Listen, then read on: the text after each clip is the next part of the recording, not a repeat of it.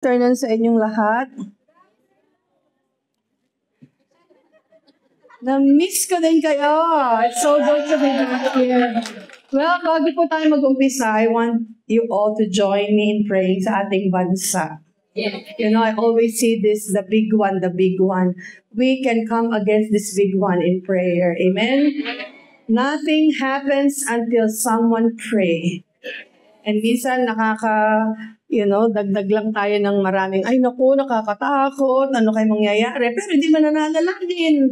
Puro lang tayo isip-isip, naku, wag sana. Tumayo tayong lahat. Let's cover our nation in prayer. And I've been praying and speaking life over our nation. Hallelujah, Lord Jesus. We thank you that your word is powerful. They are life and health to all of our being. It creates. Lord, your promises are reliable. They are true. And when your word says, if we humble ourselves and if we pray and seek your face, Lord, you will hear us and heal our land. And today, oh Lord Jesus, we humble ourselves before you, God. We heard of this news, the different earthquakes in different parts of our country. At ngayong araw na ito, Panginoon, tumatayo kami nagkakaisa. Winabaksin namin, Panginoon, ang anumang parating pa, mga lindol, mga pipinsana, Panginoon, ng maraming buhay, maraming ari-arian. In the name of Jesus, sinabi mo, Panginoon, na tuwing kami nananalangin para itong atomic bomb in the spiritual realm, that it accomplishes its purpose. And Lord, today we stand in the gap, oh Lord. We push the boundaries of this earthquake. Lord, sa lugar na walang mapipinsala sa pangalan ni Jesus, you can stop everything, oh Lord God.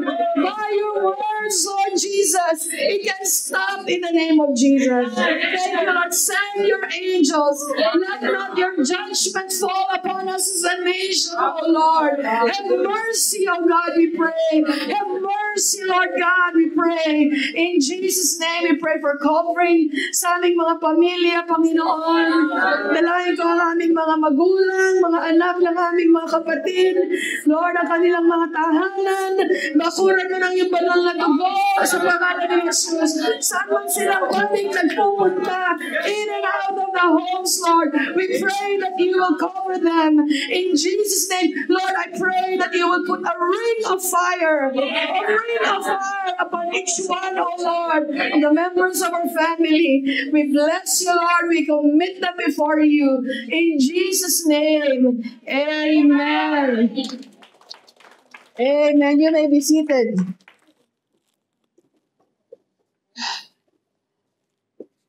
Amen. I don't know about you, what happened when you pray, but I get excited. I can see in the spiritual realm that when we speak, when we say something, it is like something also is released sa heavenlies. Kaninang umaga, I was so grateful. Meron akong dinalaw sa Canada. Nag-host sila ng dinner for me and we were just talking about her situation. Sabi niya, nung January pa siya walang trabaho, na-terminate siya, and anong buwan na ngayon. Pero may peace siya kay Lord, sabi niya. And then, sabi ko, hindi niyo lang ako hinost for nothing. I'm here to stand in agreement, stand in the gap para sa trabaho. Because I felt that God has already prepared the job, hindi pa lang nagtutugma at nagpapang-abot sa kanya. And kanina, ang saya-saya ng kanyang pagsabi, yung trabaho na hindi niya inakalang yun ang ibibigay, pero pangarap niya matagalan, maging part ng HR team, human resource. She was so happy na from one point to another, sabi ko, heaven was open because someone prayed. Hindi ibig sabihin hindi siya nagpe-pray, pero maganda rin maraming nagpe-pray. Amen? Praise the Lord. Ngayong tanghali, wow, I have 35 minutes. Ang topic ko ngayon is The Company of the Wise. I entitled it The Company of the Wise. It is a call to readiness. Galing ito sa parable ng 10 virgins. Yung mga virgins, huwag lang kayo magtaas ng kamay. Mga virgins. Kasi may mga babae, 5 hangal na babae at 5 matatalinong mga babae. Makikita natin yan sa Matthew 25, verses 1 to 13. And Jesus tells the story of these 10 virgins who went out with their lamps to meet, the bridegroom. 5 were wise. They brought extra oil. And then, na-delay ang bridegroom. All of them, nainip, nakatulog. Itong mga hangal na babae. Kasi nagpapainip. Sino rin yung madalas magpainip?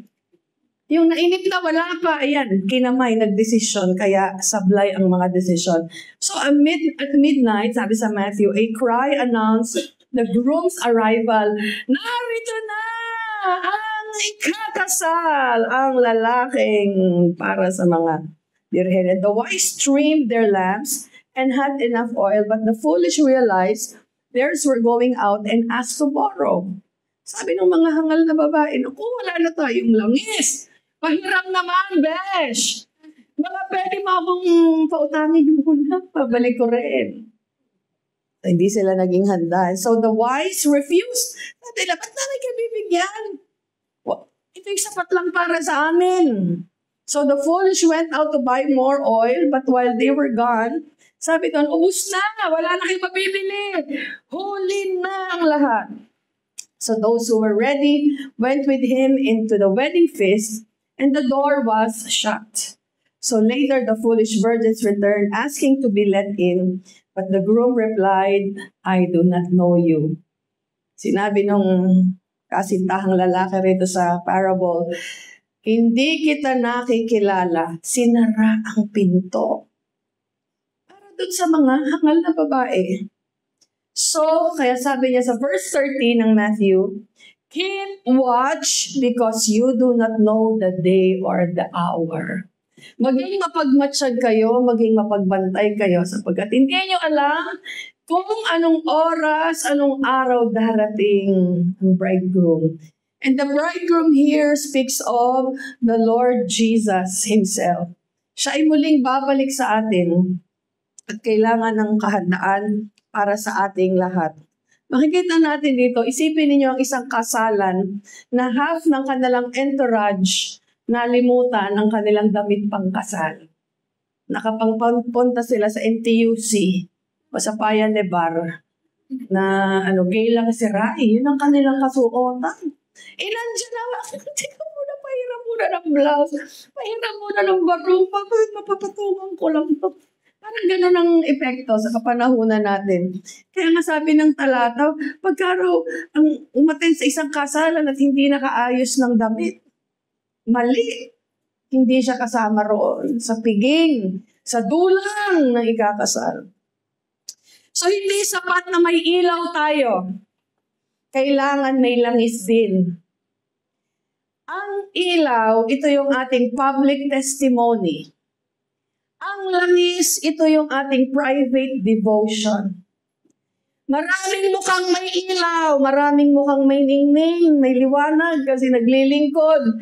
Nandito sa harap, nag-iilaw, tama rin naman. Nag-exhort dito sa pulpito. Marami nagsasabing, dali. May picnic, ito ang aking paglilingkod na gagawin, magluluto. Nagniningning, pwede yun. We ought to be the light of the world, doing great things for God. But the oil is something that happens within us. This is your private life. Hindi ito nakikita. Nasa lampara, nakikita lang ay yung apoy. Yung magagandang mga nangyayari sa buhay. Yung umiiyak, yung nagtataas ng kamay. Nagsasabing, praise the Lord. Pero pag nasa bahay na wala nang nakakakita, pag nasa labas may nakaapak ng iyong ingron na talagang parang napapamura ka sa labas. Nakikipag-away sa mga pilahan sa Lucky Plaza. Nagagalit sa mga ahera, sa mga binibila ng Jollibee.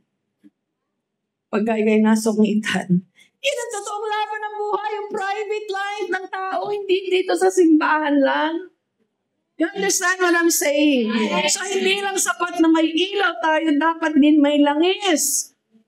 So, the lamp represents that. Tandaan ninyo yon. And the oil represents private life, public life ang lamp.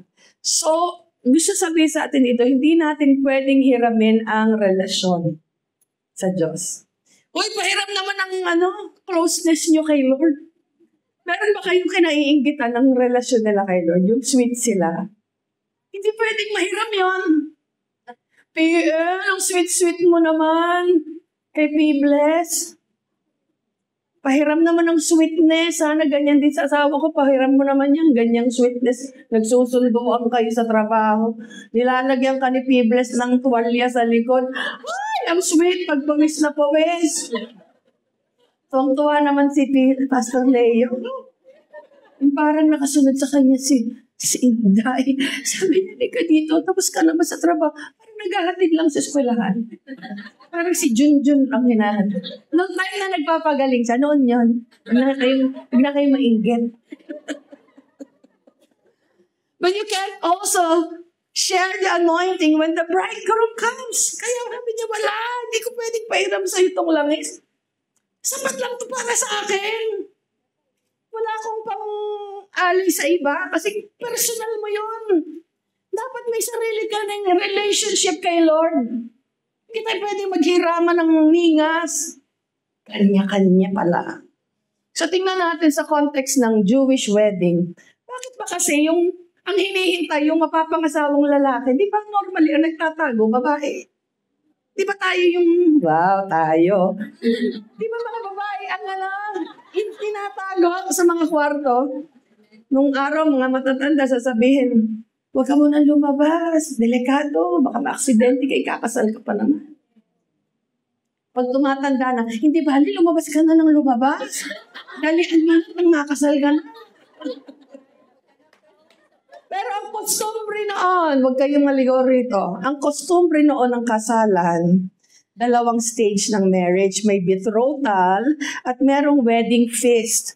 Yung betrothal period, ito yung legally binding covenant ito sa dalawang engaged.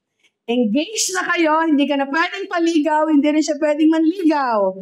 Pero 1 year pa kayong hiwalay. Kaya hindi mo alam kailan siya babalik, pero dapat within 1 year lang. Bumalik ka na. Ang tagal mong dumating, kaya yung iba na inip, natulog. Walang langis. Lahat sila na inaabangan na darating. Kaya tumunog na midnight hour. Dumating na, hindi tayo nakatulog kasi nainip. Di ba minsan gano'n tayo sa buhay natin, nagpapainip tayo? Bakal pa naman darating si Lord, baka hindi pa naman. Enjoy ko muna tong buhay na ganito. Uy, sis, atid ka naman. Oh, sige, tsaka na. May araw din dyan. Puro kayo tsaka na. Dapat ang pangalan nyo, si Tsaka. Sister Tsaka, halika rito nga. Tsaka ka kay. Puro tsaka na, tsaka na. Tsaka na magbabago, tsaka na ako magpapakabait, tsaka na ako maglilingkod. Kasi yung pagmo ko puro ganon. Di ba kayo nayayamot minsan sa mga itsura ng iba? Ako minsan hindi na ako nanunuyo, tapos na akong manuyo. Hindi na ako parang ako, sige sis, kung kailan ka na ng my time. Sis Mio, hindi ko na yan sasabihin. Hindi ko na yan sasabihin dahil kailangan ng tao yugyugin sa paalaala. Pag hindi kayo na yugyug, hindi niya ito matatandaan. Yung parang lagi na lang, sige, nakakaano ka naman, nakakaawa ka naman. Walang nakakaawa sa taong puro tsaka na. Mas nakakaawa siya pag hindi siya tumugon sa panawagan ng Diyos. Kasi dadatnan siyang hindi handa. Ang tinig mo ang mahalaga sa buhay niya sa mga pagkakataon na yun. Lalo ngayong lindol dito, lindol doon. Lamunin ka kaya ng lupa, tsaka ka na. Pag nilamong ka na ng lupa, diyan mo maramdaman, sana pala nakinig ako. Pag narinig mong may cancer ka na, sana pala nung time na malakas. Nung nabalian ka na ng buto, nawalan ka na ng boses. Kasi gusto ko lang talaga kumanta kay Lord. Wala na. Nagka-cancer sa lalamunan. Alam niyo ba may mga kaibigan ako nagka-cancer sa lalamunan, hindi makapagsalita. Salamat sa kabagan ng Diyos, gumaling. At ngayon, awit sila ng awit kay Lord. Why? Kasi naramdaman nila posible palang mawalan sila ng tinig. Yung mga ibang nawawalan na ng paningin, nandun ako sa Canada. Asawa ni Pastor, niluwa daw ang kanyang mata, may kinabit sa likod, binalik. Sabi niya, gising ako, niluwa yung mata ko, pero buti na lang may anesthesia.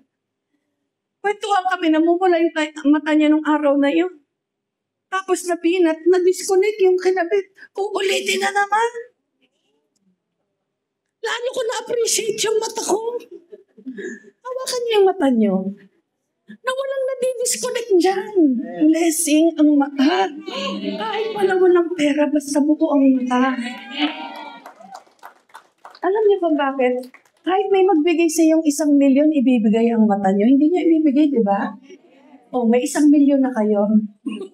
Mayaman kayo. Kasi bibilangan mo yung parte ng katawan mo. Bigyan ka ng 2 milyon, akin na lang 1 mong paa. Ay, naku, yun na yung 2 milyon. O, may 3 milyon ka na. 1 milyon sa mata, 2 milyon sa paa. Ganun ka kayaman. Kasi tinatanggihan mo yun. Dahil blessing ang pyesa na healthy.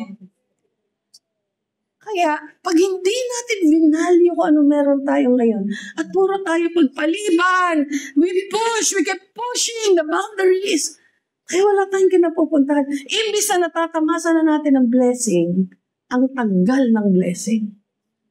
Hindi mo tuloy ma-enjoy kasi dili-dali ka pa rin. So 1 year, itong groom darating.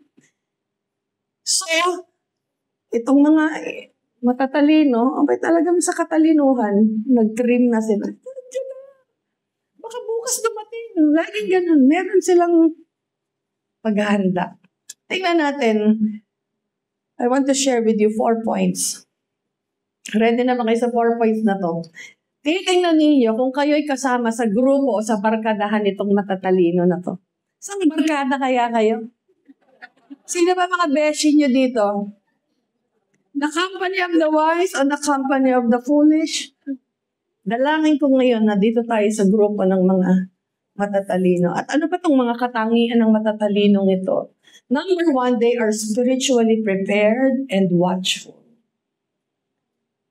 The delay is a test of endurance.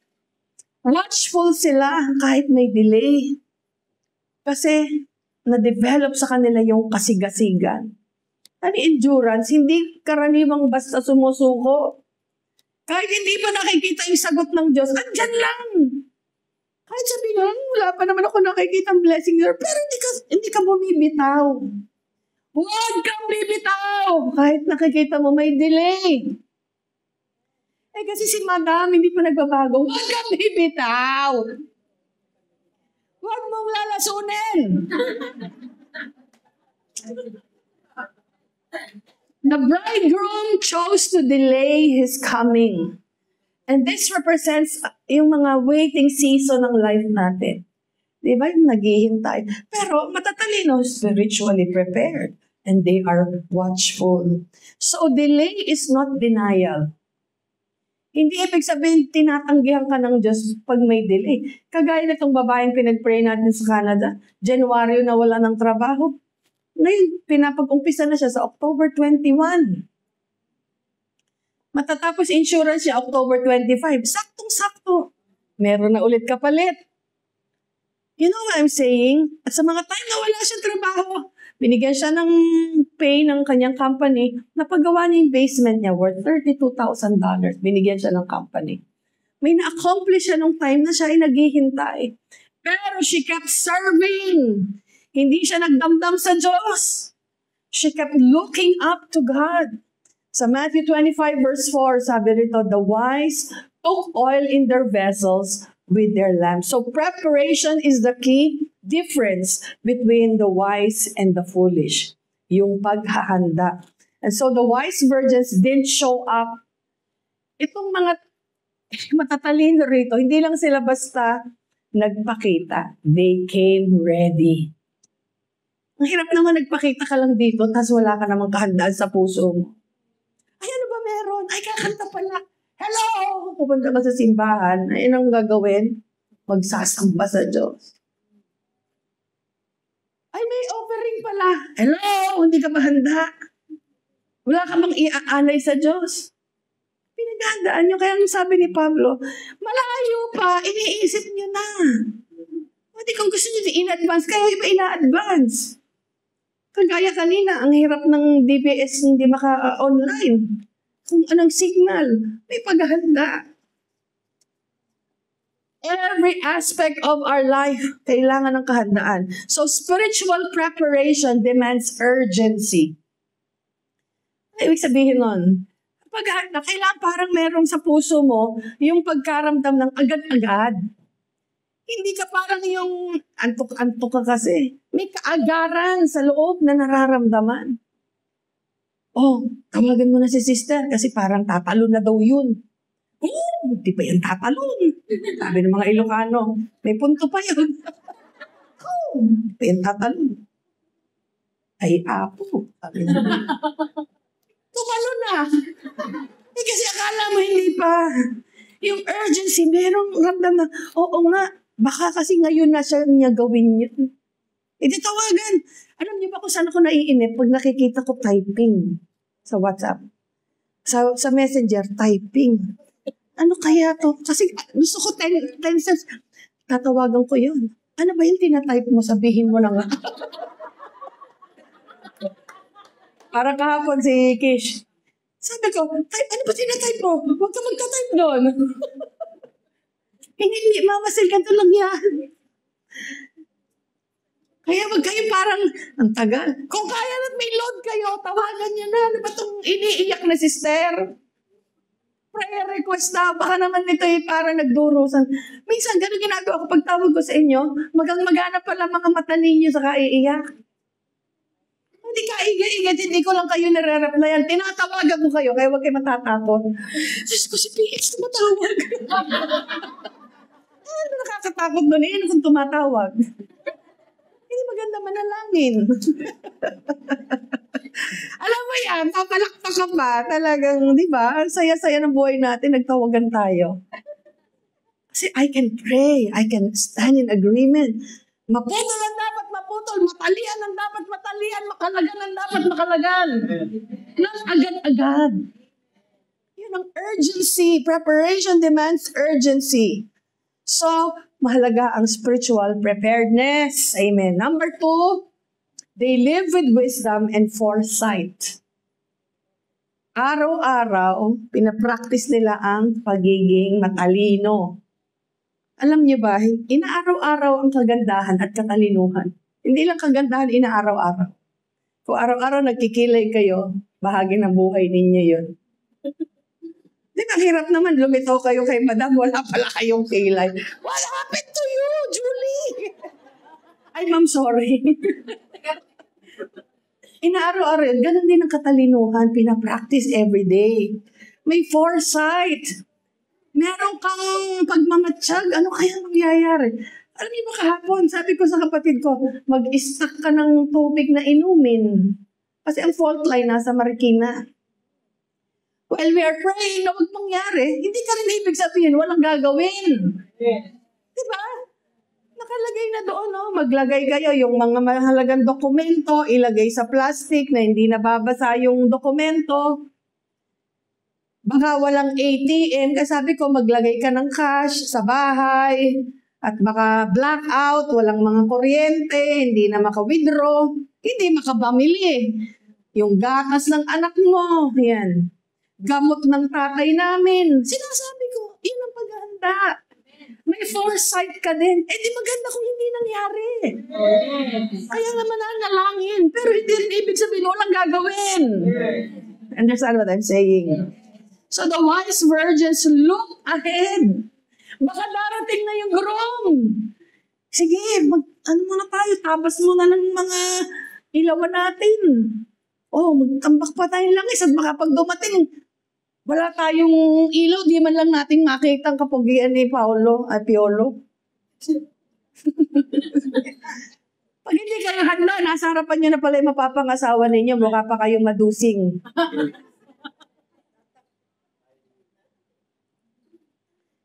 Kikwento ko sana yung pero wag na lang. Siyempre, bibitinin ko kayo kasi mga story ng buhay ko yan, mga love life, ganon. Ewan ko sa inyo.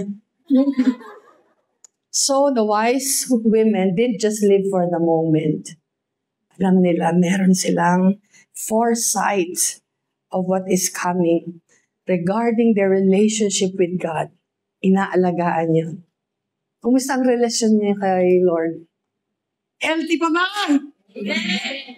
O tulad ng panlalamig niyo sa mga asawa ninyo, nanlamig na rin kayo kay Lord. Sabi nung iba, yun na lang ang mainit, PH. Yung pag-ibig sa Diyos. Amen. Pag tama ang relasyon natin sa Diyos, tama lahat. Ang galawan. O bakit tama lahat? Kasi may takot ka sa Diyos, hindi ka gagawa ng kabulastugan. Pag tama relasyon mo sa Diyos, hindi ka mangungupit. Pag tama relasyon mo sa Diyos, maganda trabaho mo. Hindi ka panay reklamo doon, natutulog ka ng payapa ang isip. Kasi tama ang relasyon sa Diyos. So, these wise women understood that delays can happen.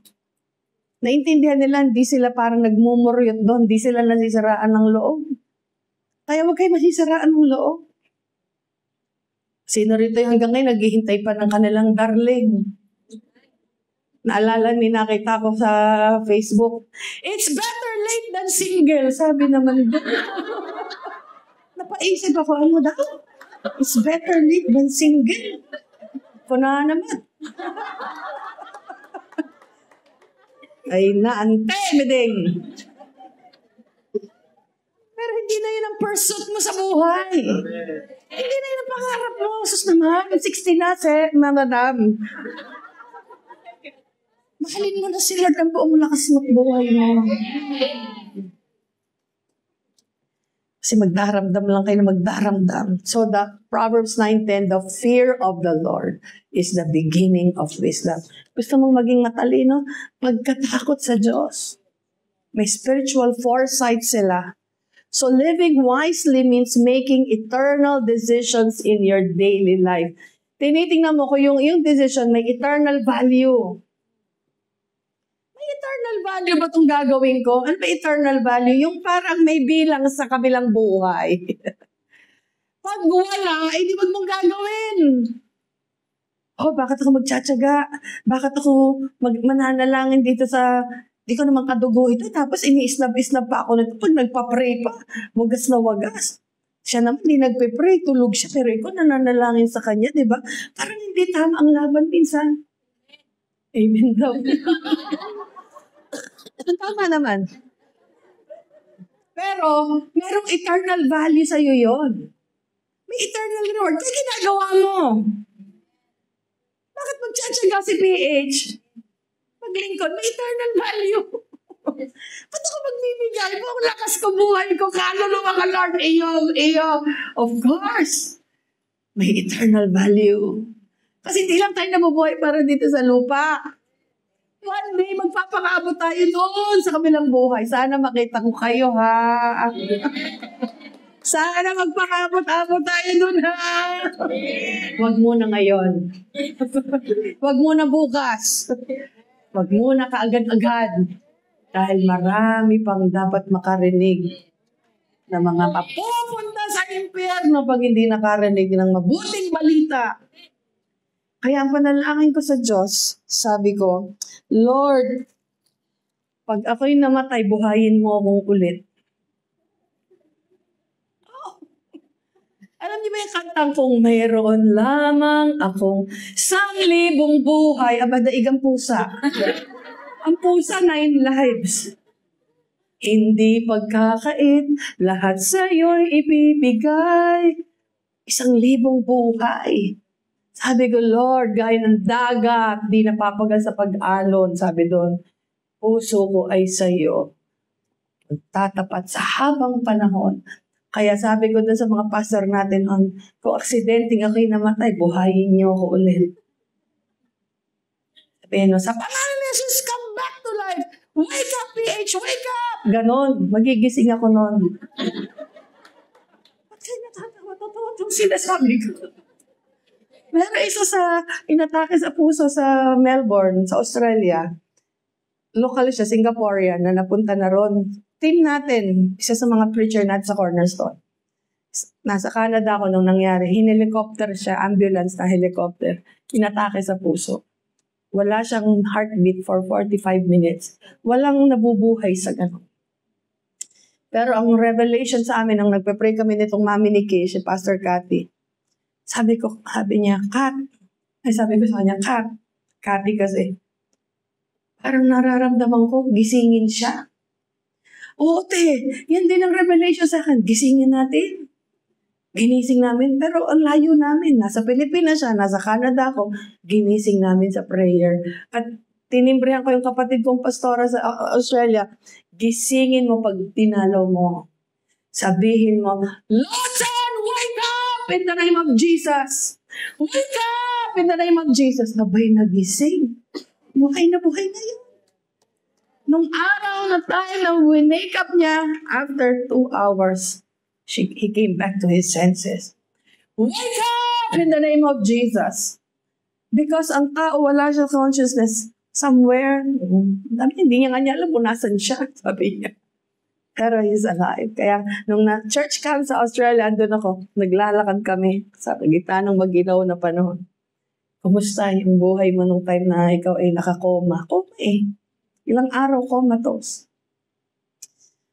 So what am I saying? Yung eternal value, yung buhay. Tatapang ka sa pananalangin kasi alam mo, the Lord hears us. Tatapang ka sa pakikibaka, hindi ka susuko.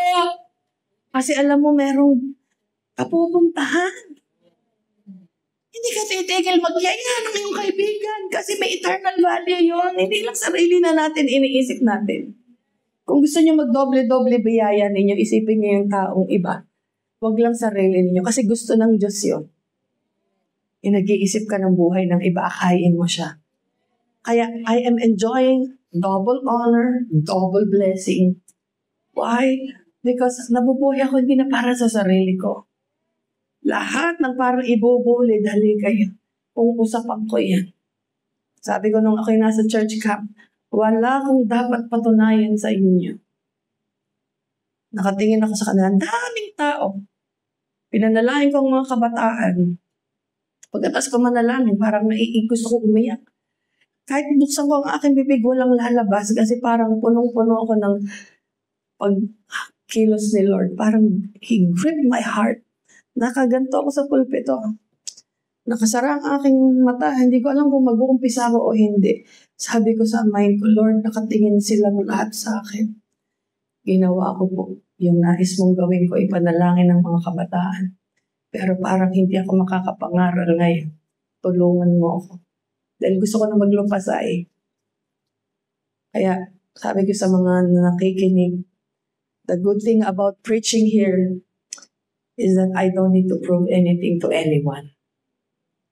Pag dumating kayo sa level that you don't have to prove anything but to serve the Lord, wala tayong imaheng pinoprotektahan, kundi yung pagiging ambassador natin.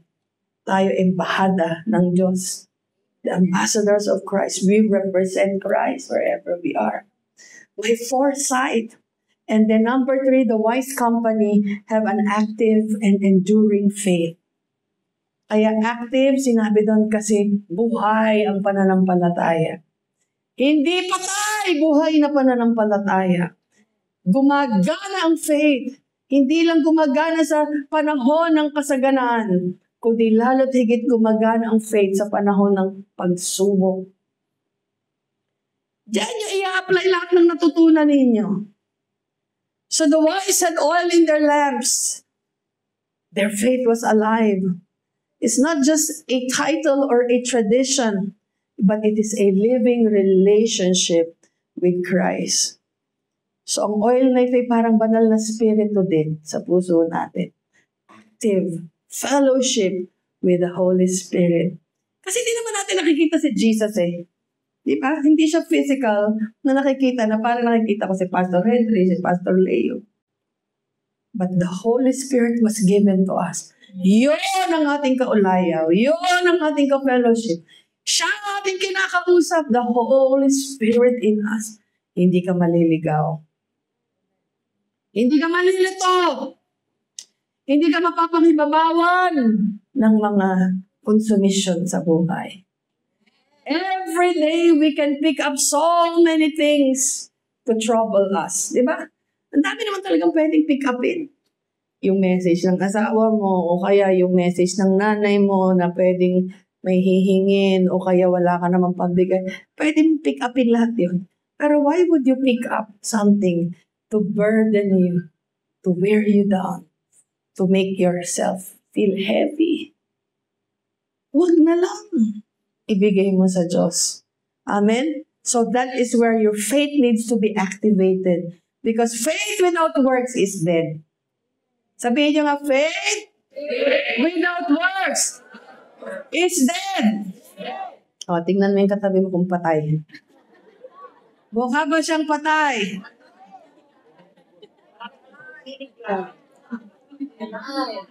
Naalala ko yung dati kong pastor, nung maliit pa ako.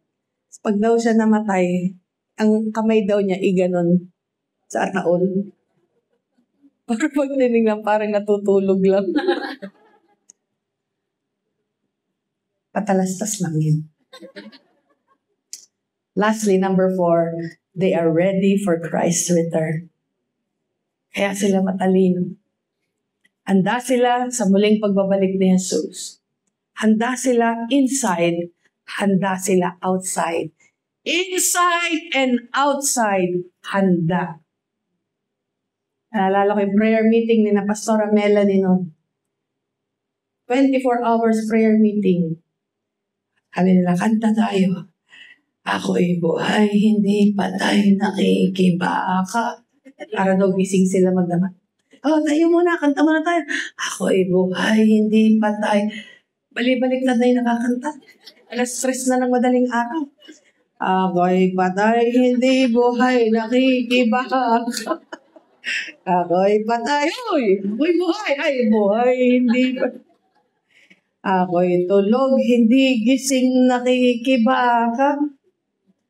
Sabihin mo, gising! Are you ready for His return? May second coming, pero pwede rin siyang bumalik sa iyo mamayang gabi. Ba't kayo nakilig doon? Ibig sabihin, ready na kayong umuwi. He can meet up with you. Yung pala, yun ang kabilang buhay sa'yo. Hindi mo na inabot yung second coming. Ready for His return in your life. At ready ka rin, baka bisitahin ka sa panaginip. Sino rin sa'yo nakakapanaginip kay Jesus? Meron. Baka si Pastora Jocelyn. Talaga ba? Gusto ko siya mapanaginipan. Hindi ko siya napapanaginipan eh.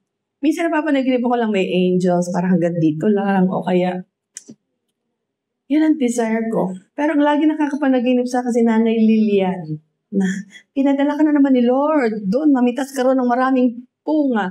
Feeling ko, panaginip ko na rin yun. Sa dami niya panaginip for me, I own the dream. Greedy ako sa dream. But this is my challenge sa inyong lahat. Kung anong oras man kayo datnan, pwedeng ngayon, pwedeng mamaya, pwedeng bago matapos ang taon na ito, o sa muling pagbabalik ni Jesus, huwag tayo manlamig. Amen. Magpakaalam tayo. Amen? Amen. Week after week, prioritize Jesus in your life. Yung prayer ni Pastora Blessing, sabi niyo, Lord, ikaw ang first sa buhay namin. Habang naririnig ko yun, naiisip ko, sana nga, Lord, ang kongregasyong ito, ikaw ang first sa puso nila. Sana nga, Lord, naririnig ng karamihan ang panalangin iyo. Lagi kong chinecheck ang puso ko. Lord, ikaw ba talaga ang una sa puso ko? Kasi masusubok yan eh. Pagbigayan na ng ikapo, masusubok yan. Si Lord pa rin talaga una sa puso niyo. Yung mga commitments niyo, priorities niyo. Pag ikay nagagalit na at masabing patawarin mo, tingnan ko kung si Lord ang una sa puso niyo. Kasi kung si Lord ang una sa puso niyo, walang dapat tinatagong poot. Wala dapat tinatagong hindi nagpapatawad. Hindi nagtatago ng galit kasi si Lord ang una eh. Hindi pag si Lord ang una, hindi gusto ko masiyahang ka, Lord. Huwag ka alis dyan, manahang ka sa akin. Amen. Kaya always make it right with God every day. Huwag kayo matutulog nang hindi kayo tama sa harapan ng Diyos. Huwag kayong basta-basta pumikit ng galit na galit, hindi mo pa nasend, tas nasend mo na yung away, nakipag-away ka na. Tapos, namali ka ng forward. Gusto mong ibalabag yung telepono? Kasi yung forward mo, dun sa taong pinag-uusapan nyo, dun mo na-send. Nangyayari yun. Na nung sending, gusto mong masira na lang ang telepono para hindi siya masend. Kasi halatang siyang pinag-uusapan nyo. Dahil siya nasa isip mo, doon mo na-send to. Make it right with God. Every single day. Amen? Amen. Tumayo tayong lahat. Let's pray.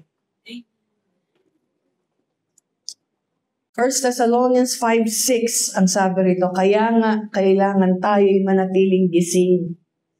Laging handa at malinaw ang pag-iisip. Hindi tulad ng iba.